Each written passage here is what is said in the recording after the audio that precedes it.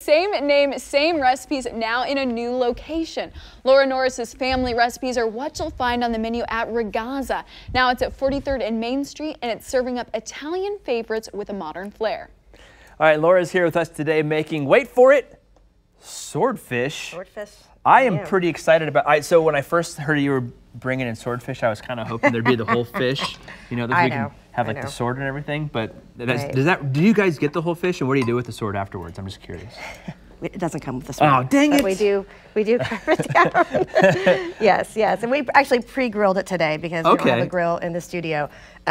So this is one of our newest recipes that we added when we moved to the new location on 43rd and Main Street, which is a pretty exciting move for us. Yeah, and when did you is it just opened here within the last 2 weeks ago. Oh, wow, so it's brand new. Yes. What kind of, no, I know you guys have been at, where was the old place at? How long were you there before you moved here to the new location? I opened Ragazza 5 years ago, and we were on Westport Road, just one block east of Broadway. That's right. And so it was pretty important for us. We needed a bigger space. Yeah. We only had 8 tables at the time, and we just needed a bigger space. And so we decided to relocate, but we wanted to stay close to our customer base because we have the best customers ever. Well, what a great problem to have is you just don't have enough space because everybody wants to come eat your food, right? So talk about what you're doing here. So you see a little bit of oil in the pan, a little bit of garlic and some greens here. This is a really simple recipe. Okay.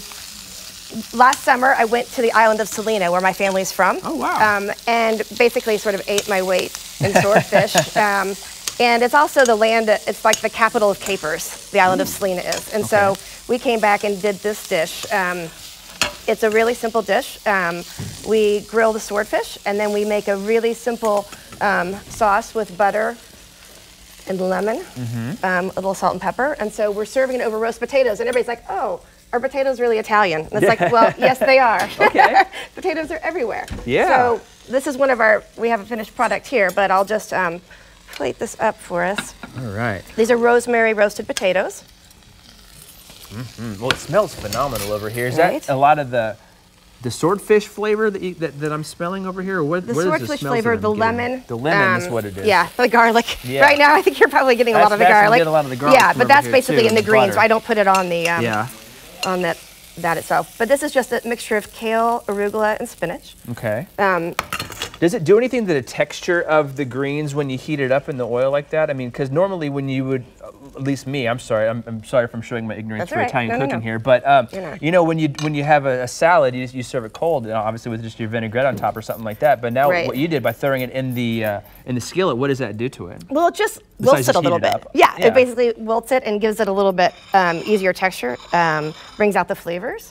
And these are the capers from the island, so they're super fantastic. Now, I know you guys have a brunch at the restaurant as well. Is this something that you can get on the brunch menu, or is this? It is not on the brunch menu. The brunch menu is delicious. We have a lot of our favorites, like our polenta cake Benedict. We have our most popular dish probably is the au gratin potatoes with the Italian sausage gravy. Ooh, that sounds pretty good.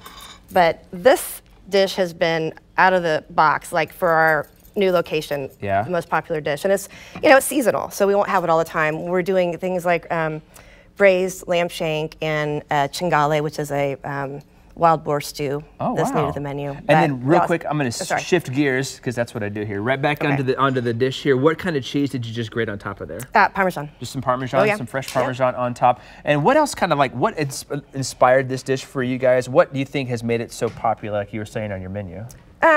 Well, when we changed locations to a bigger spot, we actually have more storage. And so we were able to diversify our menu. So we didn't have a lot of seafood. So now that we're bigger, we can get more perishable items, so they can be fresher. And so we added this one in particular, and mainly because it's important to me, just because it's where my family's from. Yeah, that's cool that you can kind of tie that in back to where you guys are from. In the new place, you stick with what works, but then you're able to expand to try other things. Right. Our meatballs and lasagna are still our best sellers. I mean, just by far. But this was a way to bring a little freshness and